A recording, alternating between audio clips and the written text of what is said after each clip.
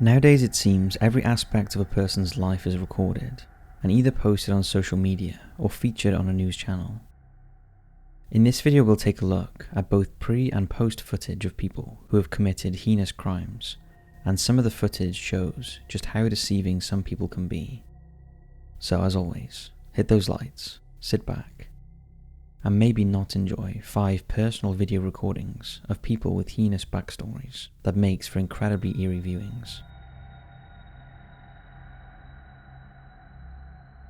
Peter Madsen. Peter Madsen was born in Denmark in 1971. During his school years, he developed an interest in rocket fuel and developed and launched his first large rocket on March 3, 1986. Ultimately it crashed, but Madsen was hooked and continued to experiment and consult engineers. Despite having no formal education, he took courses in welding and engineering to learn about submarines. Many saw great potential in some of Madsen's inventions, and he gained financial support from people, organizations and enterprises who saw promise in him. Madsen went on to build 3 submarines, UC-1 Freya, UC-2 Kraker, and UC-3 Nautilus. He also co-founded Copenhagen Subotials. Here is Madsen speaking in 2014 in an interview with Fabian Borgs at Copenhagen Subotials, in which he talks about his thoughts on von Braun, the pioneering German rocket scientist who invented the V-2 rocket, the missiles the Nazis launched towards England in the final months of World War II. Well, he means something to me. He means inspiration, and he is a complicated person to deal with because he started out working for the German military in the 1930s and 1940s, and we can be happy to say that he spent a lot of their money making pretty useless rockets that didn't make any difference for the German war effort, but that certainly made a huge difference for the development of spaceflight. All seems pretty normal. However, less than 3 years after this interview, Peter Madsen killed a woman and dismembered her body in the most horrific way aboard one of his inventions. On August the 11th, 2017, Madsen was arrested after the sinking of UC-3 Nautilus and the disappearance of Kim Wall, a Swedish journalist who had last been seen alive aboard the submarine. Initially, Madsen claimed that Kim had disembarked the sub the night before the sinking. He later changed this statement, saying that Kim had died on board in an accident and that he had buried her body at sea. 10 days later, a human torso washed up on the coast of Amager, which DNA tests concluded belonged to Kim. The torso had been stabbed multiple times to release accumulated gases that would cause it to float to the surface, and a piece of metal had been fastened to the body to ensure it sank. On August 25th, Madsen's charge was extended to improper handling of a corpse. During a hearing on September 5th, Madsen stated that Kim had been killed when he lost his grip on the submarine's hatch cover, which he was holding open for her, and it hit her on the head, causing her skull to fracture.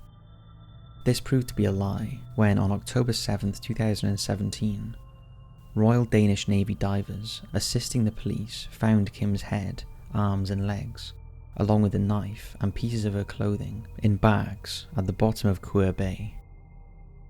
All were weighed down with bits of metal, and it was found there was no fracture to Kim's skull.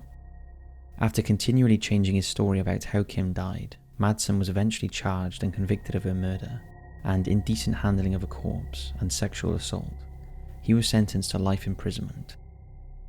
On October 20th, 2020, a dramatic video was released showing Madsen being recaptured after he escaped from prison. Police discovered that he was in possession of a pistol-like object and was wearing a belt that could potentially contain explosives, although it was later determined it was a decoy. Trent Paschal. On October 21st, 2020, 48-year-old Trent Paschal from Houston, Texas, posted a chilling video on YouTube in which he apologized to his children for killing their mother and his wife, 30-year-old Savannah. I'm recording this because I want my daughter to know that I love you. I'm so sorry that I've done this, I want you to know that you mean everything to me. I love you too. I love you so much. I love you like you're my own. I didn't choose this. Your mom chose this. She's been cheating on me for a long time. There's an 18-year-old difference in her age. And I knew she was kind of too young, but she's been playing me for a fool. I told her not to mess with me, not to mess with my emotions. Don't play with me. I'm like, why me? My hair's a mess and I look horrible. Oh, sorry. Take these off. I'm so sorry. I don't have better words right now. I'm hurting so bad.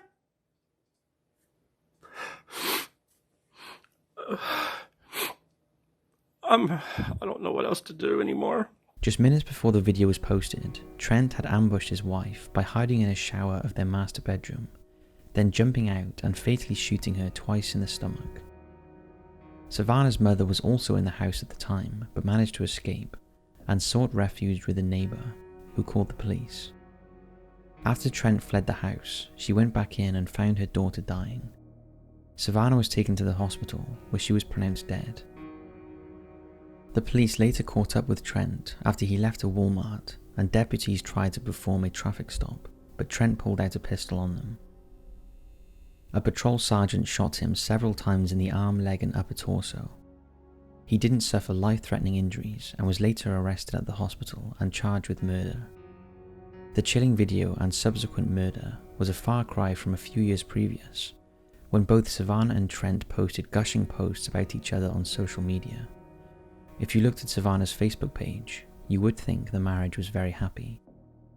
It also seems Trent painted an unfair portrayal of his wife in his post-murder video.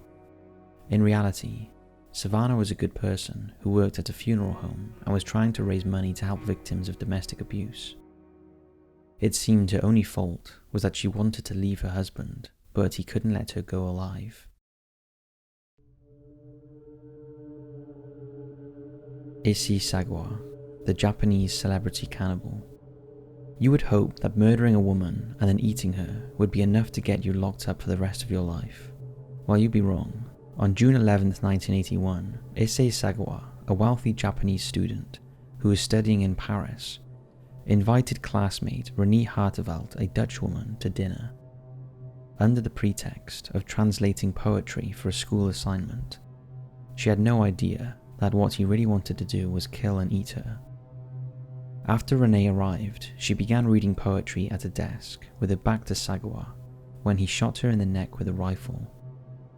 He claims he passed out at the shock of killing her, but when he woke up, he sexually assaulted her corpse and tried to eat her, but soon realized his teeth were not sharp enough, so he left his apartment to purchase a knife. Sagawa then consumed various parts of Renee's body. Some bits he cooked, and other bits he ate raw. When he was full, he saved pieces in the fridge to consume later, and also took photographs at various stages during the eating. Sagawa then attempted to dump the remains in a lake, carrying Renee's dismembered body parts in 2 suitcases, but he was caught in the act and arrested by French police 4 days later. His wealthy father paid for a top lawyer, and after being held in Paris for 2 years, he was found legally insane and unfit to stand trial, and so was held in a mental institution in France. But rather than accept treatment, he did media interviews. A book was published about his life and his cannibalistic urges, and he became a macabre celebrity figure. Understandably, French authorities were concerned about this, and Sagawa was deported back to Japan. However, as the charges against him in France had been dropped, the French court documents were sealed and were not released to Japanese authorities. Consequently, Sagawa could not legally be detained in Japan. On August 12, 1986, he checked himself out of the hospital and has remained free to this day. Over the years, he has given graphic interviews about eating human flesh and has claimed that his obsession began when he was just a child. Unbelievably, once back in Japan, he was frequently invited to be a guest speaker and commenter, and worked on several books and adaptations of his life, becoming a minor celebrity. Thankfully, this is all stopped, and Sagawa can no longer find publishers for his writing. He has rightfully so struggled to find employment, although he gave this interview to Vice magazine in 2011. 小さなタオルを持って行ってきて、血を頭の下に敷いて、それから服を脱がすんですけど、自分の書いたシナリオをずっと前からそういうシチュエーションを考えて、どっから食べる、どうやってやる、全てこう頭の中にシナリオができてた中で書いていて、まずお尻。 Today, Sagawa lives alone and needs daily assistance after suffering a cerebral infarction. What is so unbelievable is that he has been a free man for nearly 40 years after he committed a crime that you would think would only happen in a movie. Thomas Whitaker, known as Bart. Kent and Tricia Whitaker lived in a smart house in Sugar Lands, Texas. Their home and social life seemed near perfect, and their sons Bart and Kevin had all the privilege of being born into a wealthy family. Kent and Tricia were loving parents and enjoyed time with their sons, and Bart and Kevin had a close relationship. However, tragedy struck on December 10th, 2003, after the Whitakers returned from a dinner to celebrate Bart's completion of his final exams. As they walked in their house, an unknown gunman shot all four of them. Tricia and Kevin sustained fatal chest wounds, and Kent and Bart were also shot. Kent sustained severe injuries to his upper body and clung to life, and Bart had a bullet wound to his arm. Thankfully, they both survived. Bart made this harrowing 911 call immediately after the shooting. 911. Someone has just shot a neighbor. Who's been shot? Tricia and Kent. Who shot them? We don't know. Someone in the mask. What kind of injuries do they have? I don't know. They just been shot. Hang on just a second. We've got them calling on another line. Sherline 911, stage emergency. I've been shot. Who's been shot? It's my mom and my dad and my brother. Hold on 1 second, sir. Engine 1, all we have one subject right now. Apparently the whole family's been shot. Stand by.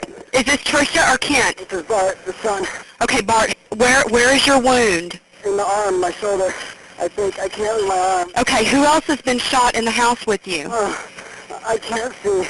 Who else was in the house with you? We were walking in the house. My brother and my mom and my dad. Oh, God, I can't. I need you to hang on, Bart. I've got help on the way, okay? Do you know who shot you? No. Okay, your neighbors were telling me that he had a mask on. Is that true? No. I think it's dark in here. When the police arrived, they found a gun that was registered to Kevin, and damage to the gun safe in the home indicated it had been pried open and used in the shooting. In the aftermath of the shooting, Bart expressed his gratitude to the EMTs who saved his father's life. But as police and the media began looking into the family, it was discovered that unbeknown to his parents, Bart never finished college. He had transferred from Baylor University in Waco to Sam Houston State University, where he rarely attended and blew his tuition funds on himself. It also transpired that Bart was not quite the model son. He had a prior arrest for breaking into his high school and stealing computers. But perhaps the most shocking revelation of all came from Adam Hipp, one of Bart's friends, who came forward 5 days after the murders and told police that Bart had tried to enlist him to shoot his parents 2 years earlier, and that Kent and Tricia knew about the plot but didn't take it seriously. As you can imagine, this opened up a whole new line of inquiry. Was the seemingly loving son from the seemingly perfect family responsible for murdering his mother and brother and seriously injuring his father? The police next focused on two of Bart's co-workers from the Brentwater Yacht and Country Club near Lake Conroe, Chris and Stephen. Both denied any involvement in the murders and provided DNA samples and scent test specimens.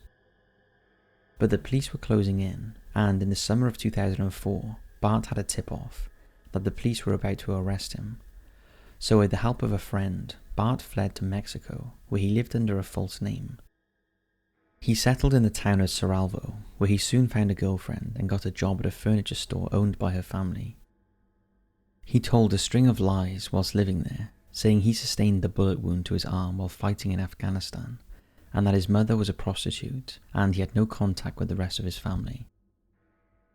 A year and a half after the shooting, Stephen finally admitted that Bart hired him and Chris to help kill his family, after Bart had promised to cut both of them in on a $1 million life insurance payout he would receive after his family's death. The police offered a $10,000 reward to anyone who had information on Bart's whereabouts. For the friend who helped Bart flee to Mexico, the money was too much to resist, and he ratted on his former friend. Bart was soon hauled back to the US by the authorities, and him and his 2 accomplices were indicted for the murder of Tricia and Kevin Whitaker and attempted murder of Kent. All 3 were convicted. Chris received life with the possibility of parole after 30 years. Steve got 15 years in exchange for testifying against Chris and Bart was sentenced to death by lethal injection.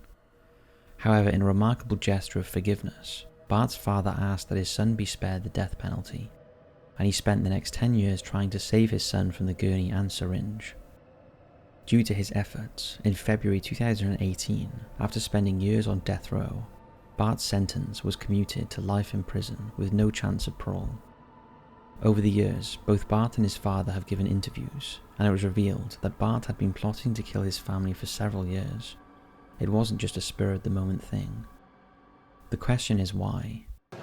I can go back and tell you why I felt so inadequate and why I felt that my parents didn't love me.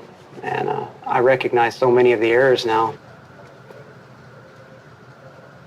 There's a difference between an excuse and a reason, and I don't try to make excuses for what I did. I try to...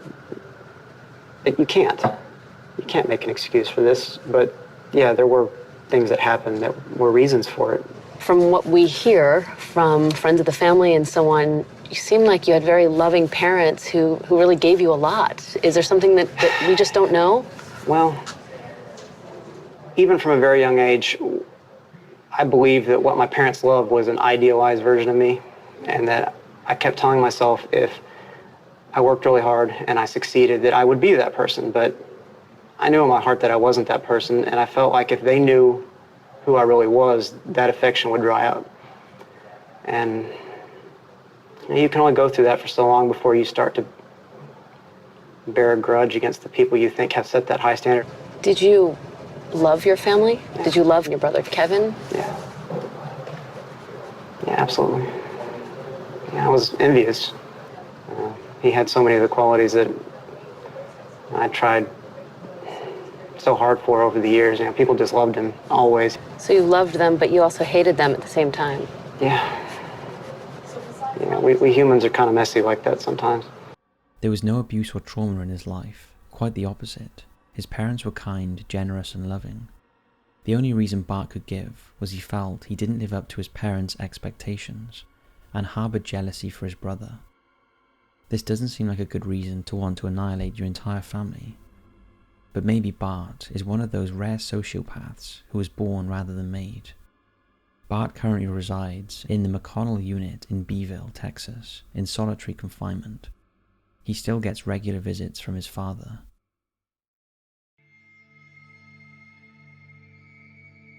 Susan Powell. Susan Cox and Joshua Powell married in April 2001 after a short courtship. Both were followers of the Mormon faith, although Susan was more devout than her husband. For a brief period following their wedding, Joshua and Susan lived with Stephen Powell, Joshua's father, at his home in South Hill, Washington. But Susan became aware that her father-in-law Stephen had developed an obsessive infatuation with her and was secretly recording her. At Susan's insistence, the couple moved out and eventually relocated to West Valley City, Utah, where they went on to have 2 sons, Charles born in 2005 and Braden born in 2007.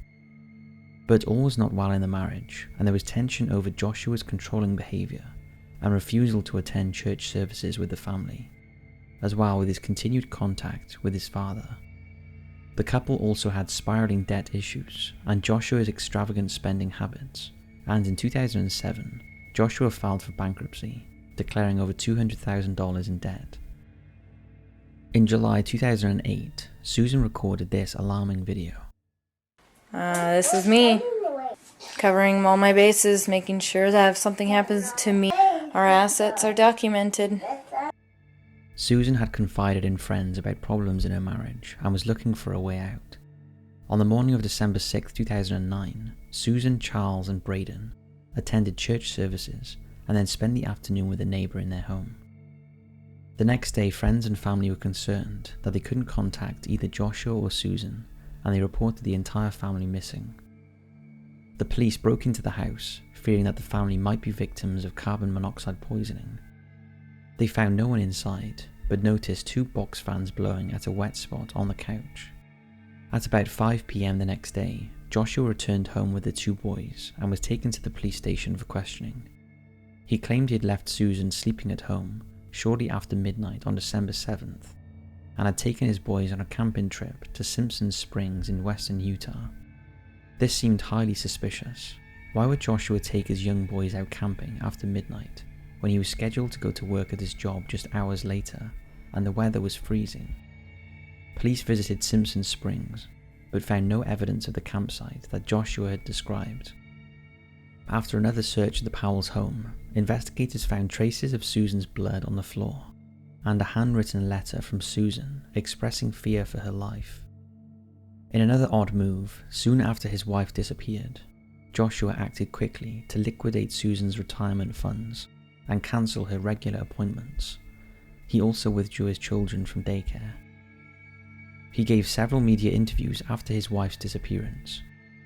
In this one he explains why he took his young sons camping in such horrendous conditions on the night his wife disappeared. We've gone out and done things like that before. We just were playing. One report said it was a blizzard. Nobody goes camping on a blizzard. Yeah. It was later revealed that the couple's eldest son Charlie confirmed that the camping trip took place, and that his mum had gone with them. However, young Braden told a different story when he drew a picture of a van with 3 people in it and told carers that Mummy was in the trunk. Although the police didn't have enough evidence to charge Joshua with anything, he was a person of interest to them regarding his wife's disappearance. In the aftermath of Susan's disappearance, Joshua took his sons and moved back in with his father. The pair repeatedly tried to discredit Susan as a mother, spreading false rumours about her mental state. All the while, Susan's parents pushed for custody of their grandchildren, and after police discovered child pornography and secret videotapes of numerous women and young girls on Joshua's father's computer, they were awarded temporary custody of Charlie and Braden. Joshua did move out and was allowed to have visitation with his sons several times a week, supervised by a social worker. Then on February the 5th, 2012, Joshua and Braden ran up the path to Joshua's home, excited to see their father, closely followed by social worker Elizabeth Griffin Hall. But as they greeted their father, the door was shut on Elizabeth. What happened next was horrific. Soon after, the house exploded, killing Joshua and 2 children in a murder-suicide. The official cause of death for Joshua and the 2 boys was determined to be carbon monoxide poisoning. However, the coroner also noted that both children had significant chopping injuries on their head and neck with a hatchet, which was recovered near Joshua's body, and the house had been drenched in gasoline. Joshua named his brother Michael as the main beneficiary of his life insurance policy, and many suspected Michael, along with Joshua, was involved in Susan's disappearance. This belief was reinforced when on February 11, 2013, Michael took his own life by jumping off the roof of a parking garage. Charles and Braden are buried at Woodbine Cemetery, Washington, which also contains a memorial for their mother. Susan still remains a missing person, but given the fates of her sons, it's widely believed that she was murdered by her husband, possibly with the help of his brother Michael. So that's it for this video. Thanks for watching, and as always, we'll see you in the next one.